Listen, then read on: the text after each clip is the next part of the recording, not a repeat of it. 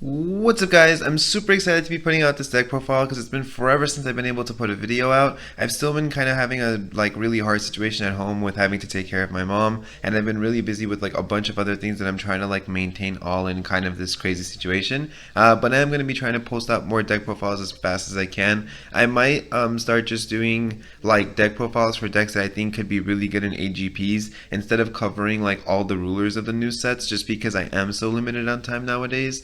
Which makes me really bummed out because I always like putting out all the videos for all the rulers that come out. But we'll see if I can try to find time. I'll put it in there. So it's kind of the announcement number one, I guess, before I get into this video. But then number two as well, there might be some background noise because it's raining at the moment and I can't tell if you guys can hear it. But if there is any background noise, I completely apologize for that as well. And then announcement number three, if you haven't seen the promo code I put in the Ascended Ruler video I did where I got them in the mail, there's a new promo code I have with CoreTCG. So if you look in the description, it kind of explains how you can use it. And every time you make a purchase, I can send you some cool promo cards because I got them to kind of set up a deal, I guess. So yeah, just those three things before I hop into the video. I don't want to take too much time talking about anything, but check it all out in the description. The list of this video will also be in the description if this is already taking too long and you just want to see the list. So let's hop straight into it. So Lumia is the best character in all of Force of Will.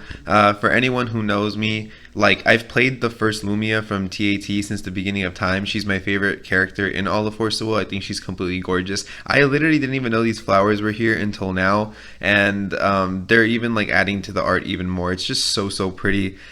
She's a light red ruler with one colorless to deactivate. She can energize for either light or red if she goes second, and her automatic ability is at the end of your turn, if you have a rested resonator, you can remove it from the game and then put it immediately back into the field, and it would then recover that card and then trigger any enter effects that card has. So she gets to take advantage of stuff that like a Tama can make her draw again if it's rested. She can recover cards that have swiftness so that they can block during your opponent's turn, so she works really well with aggro as well. So she just kind of has a lot of interesting angles to her. And then on her J ruler side, which is the somehow even more stunning side because she's just so beautiful, she has swiftness, which is really crazy. She's 1000, which is a pretty big body. It's really typical for rulers, but with a swiftness tag, it makes her even better. And then her automatic ability is as she enters the field. This is an as she enters the field effect and not a when she enters the field effect. So it's really important to note that when you pay the deactivate cost on the ruler side, your opponent can respond to they can just activate any cards they want to activate before she hits the field. But once she enters the field, as this card enters the field, you can remove Nyarlathotep and she gains imperishable and lifelink. That will already happen before your opponent gets their next response. So it's not an enter effect where she would enter the field, she would get that chase and they can black move him and she would die and then it would resolve and she wouldn't have imperishable. The way it works is it's as she enters the field, you automatically remove the Nyarlathotep, she gains the ability to heal for any damage she does, and she gains the imperishable, and then they're given an opportunity to do something. So, well, actually you would even retain priority in that situation. So they still wouldn't be able to black move him until you attempt to swing or something. But all of these effects happen essentially before your opponent can respond, so she's always guaranteed to come in with the imperishable. And then every time Lumia declares an attack, you can blink any resonator. It's not just the ones that you control this time. You can remove from game. I'll use the term blink because essentially it means to remove it from the game and then put it right back. You can do it to any resonator. It comes in rested, but it also happens before blockers. So if your opponent only has one resonator, you can attack and blink their resonator, and then the attack would go through and they wouldn't be able to block. So that's really cool too. So Lumia is just a complete powerhouse. I love Lumia. I think this deck is really good.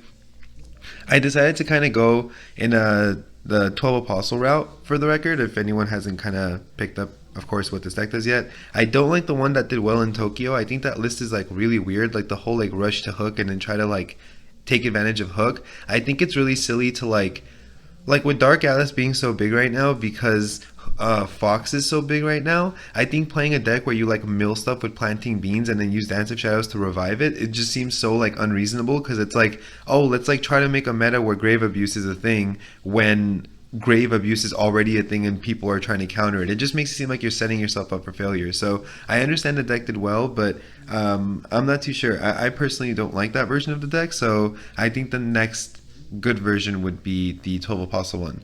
So for the stones, I have 4 Rulers Morias. I didn't want to run these at first because I didn't want to have all the Regalias, but it actually hasn't been so bad because the Regalias have been weirdly like helping the deck a lot.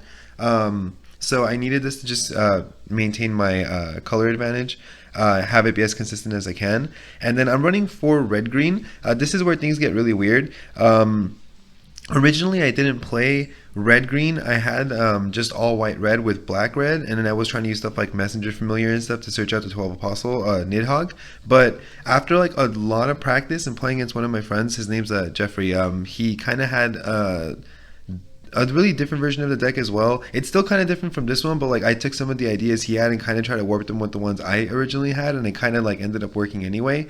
But essentially, like when we played the mirror match, he was able to win because like he had Tamas and I didn't, and like so he can get to all of his cards faster. And like I was building for like the general meta, but then I realized that like Tama's pretty good in general because you can destroy like opponents' Tamas in both Feetsing and Fox, which is really big. And so I think I was too worried about like having answers for everything, but like the consistency felt really nice just from having the green. So I kind of like splashed this idea with mine and it ended up working really well. So the red green works really nice.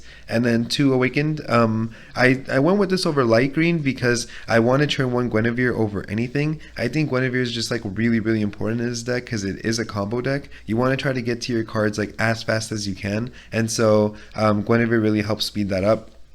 And so I thought having the 2 extra red was more important than having any more green for Tama. So for the resonators, it's kind of actually a very small and simple lineup. I run the 4 Guinevere just to be able to dig through my deck as fast as I can and get all my combo pieces. She's just always going to be a really good card in red decks. She just helps with consistency so much.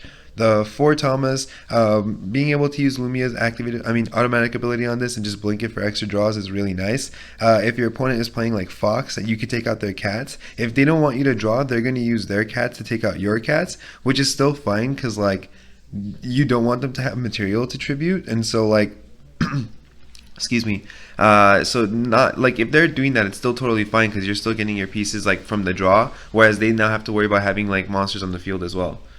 And then 3 Rukh Eggs. This is probably the card I like the least in the deck, but every now and then when I do get it comboed off with Guinevere, it feels really, really nice. There's just like a lot of flyers this meta, so sometimes this will just sit on the field if I draw like really bad and I have a lot of like Rukh Eggs and stuff. But like Mulligan is also very important in this deck. I should actually mention this like right away, but the most important thing in this deck is opening the Guinevere. And like if you don't have a Regalia, like if you have a Regalia in your hand, mulligan everything else. Even unless you have like the Gill and the Dimension Nidhogg, which like you don't need to search anymore, so just keep them in your hand. Even if you only have like, or if you have one of the 2 pieces, that's okay too. But if you have any card in your hand that's not a Regalia or Guinevere and not Gill or Nidhogg, just get rid of it. You don't need any of it. You don't have to worry about it. You need to get to the Guinevere will get you everything else you need. So it's more important to like dig for that than anything. And then 3 Nyarlathotep. This is the one thing that's really nice about Rukh Egg. Being able to just search this right away just for the J-Activate trick is really nice. I also actually play this card quite frequently to remove cards off the field. I don't use the fire or light chant effect very often, but I play Apollos in this deck, so you could loop out the removal with Nyarlathotep, which I like a lot. So that's always really cool. And then Keeper of the Past Urthr. This is just the one of that I could also search with Rukh Egg. Since I'm playing like Nidhogg and he's a 6 cost, and if you remove him and anything else, it's at least 1200 plus damage. So I was like, okay, that's pretty cool. Like she can kill Zero, she can kill Guiber, and she can kill Griffin in the Fox matchup. So I like the ability of having a searchable removal for like big cards that are like that big in stats. Sorry, I don't know why that was so hard to say, but and then we have the 4 Gills. I don't use this side very often, almost at all actually. Even when I was playing black, I noticed that I wasn't using this side just because I always had to race out the shift side. So that's why I decided to take out the black, because I never really seemed like I was using it anyway. This Gill is pretty much the main engine of the deck. You can search it out because Rukh Egg, it has to be on this side in your deck, so Rukh Egg can search this side out, which is a really big bummer. But essentially when Gill enters the field, you can put a 12 Apostle from your hand into the field, and the 12 Apostle you play is, of course, Nidhogg. Just a quick note about this card that's very important. So Lumia says that at the end of turn, you can remove a resonator from the game and then put it back into the field. If you do that on a shift resonator, it will shift back. The shift ruling is if a card was to say, like, remove it from the field and then automatically put it back, which I think is how Dream of Juliet is worded, then it comes back on this side because shift cards don't move. Like, a shift card only flips back if it's removed from the field for a non-field zone. So if it goes from field to field, it wouldn't switch back. But Lumia specifically says remove it from the game and then put it back. So it does go to a different zone. It goes to the remove from game zone and then comes back. So it shifts back to the dark side and it would let you search another Nidhogg. So it's actually like, it doesn't really happen often because once you get this off, you're just always blinking the Nidhogg anyway. But like on the off chance that you do get this as a target, it's actually nice to be able to get like an extra search. And then Dimension Dragon Nidhogg is the only 12 Apostle I play. This card's actually really crazy only in this deck because it's the double up effect that makes it so good. So the cool trick is you play Gill Lapis and it summons Nidhogg. Nidhogg's effect activates and he removes all of your opponent's lowest cost. Let's say it's all level 1s. You then swing for 1200 because Gill gives it swiftness, which essentially not only means you're swinging for 1200, of course, which is great, but it makes the card arrested. And then at the end of turn, you would remove this card from the game with Lumia, put it back, its enter effect would go off again, now removing all level 2s or whatever the next level up your opponent has, which in this meta seems to be like 3 or higher a lot. I never really go for 1s and 2s, like there isn't really a lot of 2s, so it's always like 1s and then something really big, which is really cool. And then it would be rested to, it would be recovered to block on your opponent's next turn. And then not only that, but Gill says that at the end of turn, the card is removed from the game, but because it left and came back, it's technically a different card, and so it saves the card from being removed too. So it's just a really cool combo, and it works really nice. Like it's really cool to be able to like play this really, really easily and then just take out your opponent. I also have to say that, like, when I was saying the Regalias work really well with this deck, I decided to play 4 Excalibur as like my main card because I wanted target attack for Lumia, because I figured like the main problems that this deck can have are cards like Guinevere or Griffin if they go off too early. And so I was like, what would make Lumia big enough to deal with those cards and still be able to attack into them if I had I needed target attack, but I was like, oh, I don't have blue for water transformation, so I can't use Artemis. And then the next Regalia that gave target attack was Excalibur, and I was like, this is actually perfect because you could tap it on your draw phase, recover, and then when you deactivate and tap it again, she's 14/14, so she could deal with those Guinevers and Griffins. And then it's actually really cool because sometimes when I get Guinevere really early and I have an Excalibur and I'm stacking Rukh Eggs and drawing cards, I'll get an extra Excalibur and I'll happen to have like the Gill and the Dimension Dragon, and there's been games where I'm going second and I tap for my second stone, energize, discard an Excalibur, and then just summon the 4-drop Gill, summoning Nidhogg, and go off that early. And like the extra mana production was actually really crazy, and the amount of like advantage you gain from summoning him that early is just so good because now your opponent's so behind on mana and they have to blow so many cards trying to get rid of Nidhogg that if you start blinking the Gill and getting more Nidhoggs, your opponent just can't keep up. So in situations like that, Excalibur's mana production is even like really, really useful and really cool. So I actually like Excalibur a lot. And then 3 Apollo, I would have played 4 of this because I like having the flying on Lumia and I like being able to bounce back the Gill or the Nidhogg if my opponent does try to remove it, but I wanted to leave one of the Regalia slots for Deathscythe. But essentially this is just for bouncing cards back or having flying with Lumia, so she could deal with the Guinevers and Griffins without any of like the little stuff blocking her. And then of course you still have the Nyarlathotep like combo too, where if you summon Nyarlathotep and her enter goes on chase, you can bounce her and then she would remove a card on the field, and then because she's not on the field anymore and she can't be removed, that card's just gone forever. So that's pretty cool too.